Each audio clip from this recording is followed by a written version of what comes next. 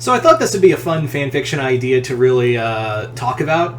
And I thought this would be really fun to do because, yeah, it's Disney DC Comics, and specifically, it's, as you can see from the title, Star versus the New Gods. Yeah, Star versus the New Gods. So let's get into it. So this story takes place kind of like nebulously, in the midst of Season 2, Season 3, somewhere in there in continuity for Star. So, as we know, Star is kind of in the middle of doing these dreaming stages where she goes into her butterfly form and goes into, like, different dream worlds. And among those, while she's kind of dream casting, she kind of ends up somewhere where she shouldn't have. And she immediately the butterfly form panics and runs back, and Star wakes up and is like, that's never happened before. Like, Marco and Jan are trying to keep her safe, but, like, Star did it herself. Like, she came back herself, and they're like, we don't know what you saw, but your butterfly form looks scared. The next day, there's an immediate emergency meeting called by the Magical High Commission, and Queen Moon and Eclipsa are there. They're called there, and they're like, so what's the meeting? You know, you called us there. And to which Hekapu's like, we didn't call you, they did. And it's Metron. Metron has arrived in Muni, and he's like, what did she do? What did your daughter do? And they're like, we don't understand what's going on. And Metron explains that Star had wound up specifically on Apocalypse, but more accurately, she and the dreaming world ended up in Darkseid's mind. Darkseid became aware of her, and that's what made her panic and run back. But then Metron says, I don't know what she did, but then I heard the scariest sound I have not heard in several millenniums. And they're like, what's that? And he said, and Metron replies with, the sound of Darkseid laughing. So now it's, because here's the thing, the Munins and the New Gods are aware of each other. They've interacted, but not by much. They're just like, you stay over there, we'll stay over here.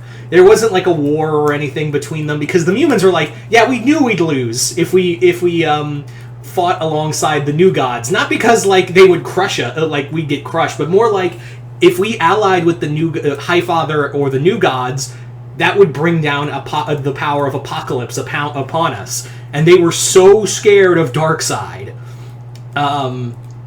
They were so scared because they've heard legends of Darkseid throughout the ages, and knew if they allied with because there was like basically a little history that the New Gods arrived on Muni looking for allies in the war against Apocalypse, and Muni went, no, you go find someone else to get killed by Darkseid. We know what he's capable of. So, sorry, I lost my train of thought. So now, Moon, Eclipsa, the Magical High Commission, they're all terrified because now Darkseid knows Star. Darkseid, they know the untapped potential that Darkseid could unleash, and at first they're like, why would Darkseid be interested in Star at all? And Metron explains. Metron basically explains, your daughter is almost we've sensed that kind of power from her, and Darkseid is always looking for new warriors. So he's gonna come, whether you like it or not, Darkseid is going to come and take your daughter. That's what's going to happen. My advice?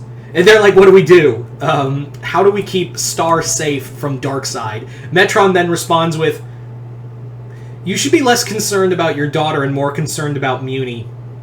That's all I'm going to say. Metron out and leaves, basically telling them, give Star to Darkseid, and you might survive. Like, he might spare Muni for last. So yeah, now that Muni is now at the mercy of Apocalypse, and they know Darkseid is not gonna do like, hey, I'm just gonna leave Star alone. No, he now knows how powerful she is, and now he sees her as his new Fury. Kind of like what he wanted from Kara, way back in the Superman Batman Apocalypse story. But now he's found her, and now he wants to make Star Butterfly his new weapon of mass destruction. So Darkseid of course, it starts out with the only, like, at first, because Moon goes back and is like, there's nowhere we can hide. Like, she's telling River, there's nowhere we can possibly hide our daughter that Darkseid will not find. He will tear apart the entire multiverse to find her now that he knows you're there. So, if they go back to Earth, it's like he's just going to show up in Echo Creek and wreck house. Like, that's the fit. So, they're only, like, then, you know, the Magical High Commission basically bring up, can we bring her to New Genesis? That's the only real place that can be she can be properly protected is on New Genesis.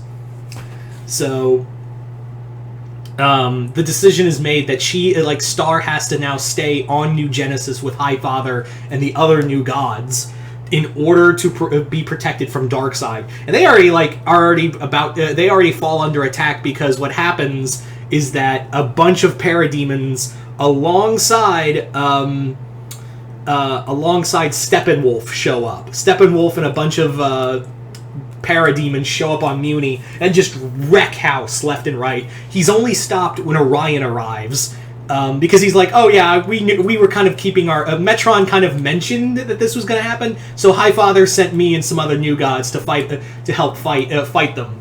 And the thing is that Steppenwolf shows how powerful he is, because he just drops Moon. He then proceeds to just wreck house, trying to get to Star in order to bring her to Darkseid. But by the end of it, it's decided that Star is going to have to stay on New Genesis. That's just that's the finality, is that she's going to have to stay on New Genesis.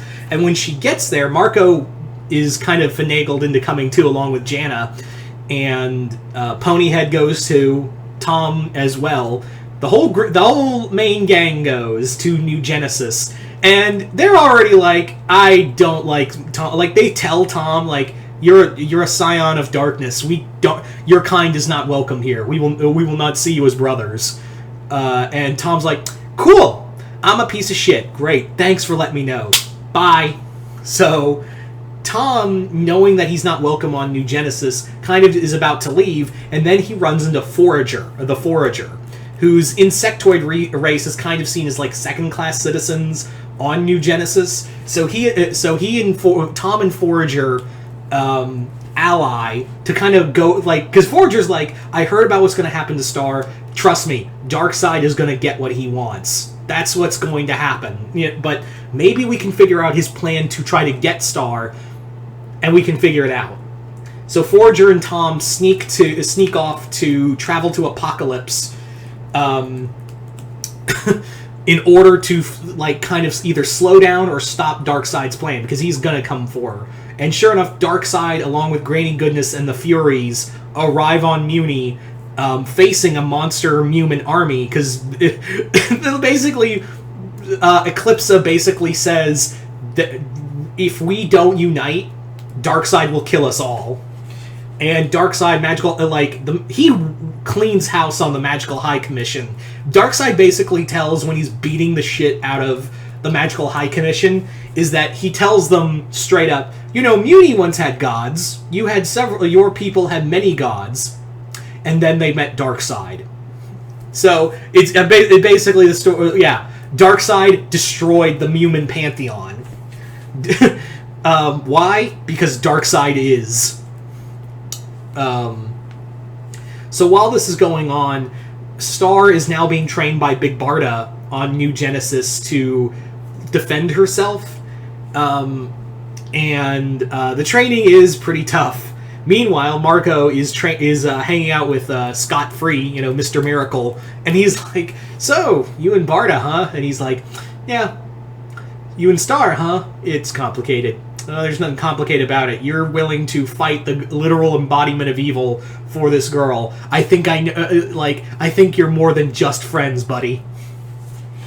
So, meanwhile, back on Apocalypse, Forager and Tom encounter Desaad and discover that Darkseid's already he's decimating Muni.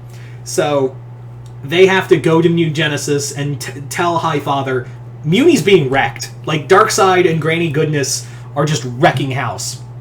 And Star, moved by this, secretly goes back to Muni and offers herself to join Darkseid. And Darkseid's like, good. So he takes her, mind controls her, and turns her into his new weapon. So now the members of Muni and New Genesis have to go to, Apocalypse in order to save Star from herself.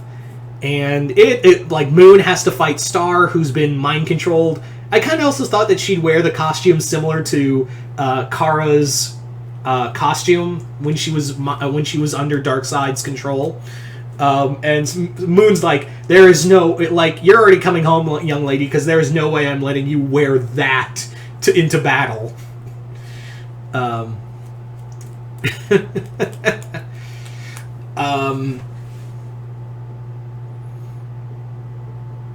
Sorry, I lost my train of thought. I'm feeling a little weird. I'm feeling like kind of under the weather, so I'm just kind of keeping it all together. But anyway, so Star is eventually freed when Marco makes a ultimatum to Darkseid. And he basically, during the whole undercurrent of this story, is that Marco discovers, there was something else in that dream realm with Star whenever she went into that kind of dreamscape. And it turns out it's a piece of the anti-life. It's a piece of the anti-life equation. Not a lot, but enough for Darkseid to get, a jump start on trying to figure out the anti-life equation. So Marco offers the piece of the anti-life equation to Darkseid if he lets Star go, and Darkseid's like, yeah, all right, go take her. Cool. He's like, cool, go take her. Anti-life. I'm all about that shit. So that's where the story ends. Is that that it kind of actually I wanted to have it kind of be a pseudo start into Tom King's Mr. Miracle comic.